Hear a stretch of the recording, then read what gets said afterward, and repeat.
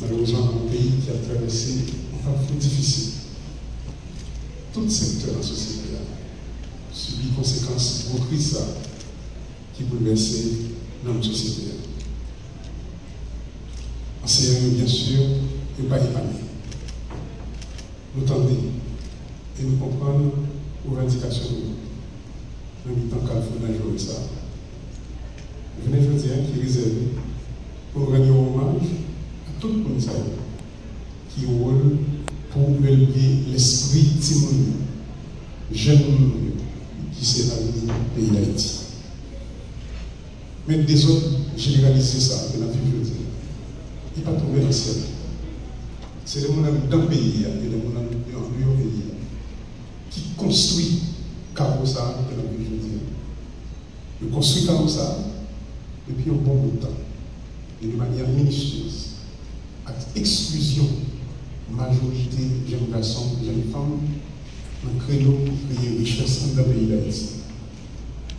Dans la marginalisation, on sait que le groupe social dans le pays, mais tout et surtout, dans l'affaiblissement de toute institution de l'État pays d'Haïti. Mais, malgré nos difficultés, je dis, nous avons un fond historique. Nous avons une obligation de faire ça pour nous reconstruire l'identité qui est éparpillée par miettes de morceaux, à gros frappe que l'on prend la question de criminalité transnationale que nous vivons aujourd'hui. C'est pour ça, nous-mêmes, au niveau du Conseil présidentiel, ensemble avec le gouvernement, que le Premier ministre Alex Dié-Fizilé a dirigé, le budget 2024-2025, à côté de préoccupations que nous avons sous question de renforcer toute force l'autre, mais dans le budget, ça, nous mettons une attention spéciale sous question d'éducation. Alors, l'école haïtienne ne saurait être prise en otage sans susciter la plus forte réaction de l'État contre ceux dont les fils dévoyés de la patrie qui croient pouvoir mettre la nation à genoux. Voilà pourquoi beaucoup d'efforts ont été déployés en vue de permettre à l'école haïtienne de renaître à travers tout le pays en dépit des contraintes, en dépit des difficultés.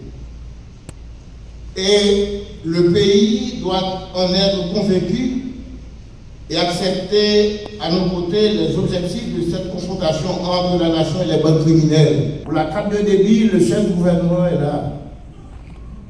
Il a donné le feu vert. L'argent est là, à la Banque centrale, à la BNC. Comme le groupe du ministère de l'Éducation nationale est relativement élevé, 36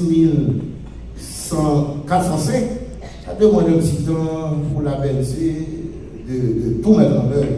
Mais l'argent est là. Le chef du gouvernement est là. Il n'avait pas hésité pour répondre à cette revendication. Et ça, c'est important de le souligner. Donc, et aussi, nous connaissons job, métier enseignant, son métier qui dit, commencer à toucher, passer pour vivre. Je dis à la. Nous connaissons. Nous faisons toute vie là-dedans, 46 ans. Le professeur dans le secondaire, 18 ans, à restant dans l'université. Des directeurs d'enseignement secondaire, doyen. Nous connaissons pas là. Professeur, pas qu'à vivre, à salaire, la toucher.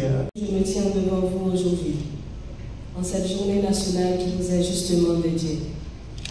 Au nom du Fonds national de l'éducation FNE, je m'associe avec enthousiasme au ministère de l'Éducation nationale et de la formation professionnelle et à l'ensemble du gouvernement de la République pour saluer votre contribution inestimable aux efforts déployés par notre nation pour instruire, éduquer, former et cultiver les esprits brillants de nos enfants, l'avenir même de notre Haïti bien-aimé.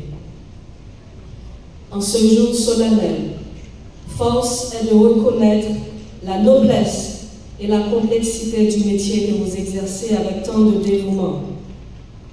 Vous êtes bien plus que de simples transmetteurs de savoir.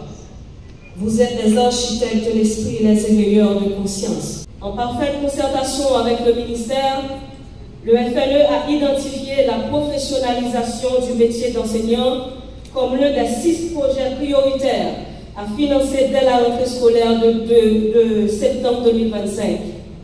Cet engagement témoigne de notre volonté ferme d'investir dans votre développement professionnel et de reconnaître la valeur profonde de votre travail.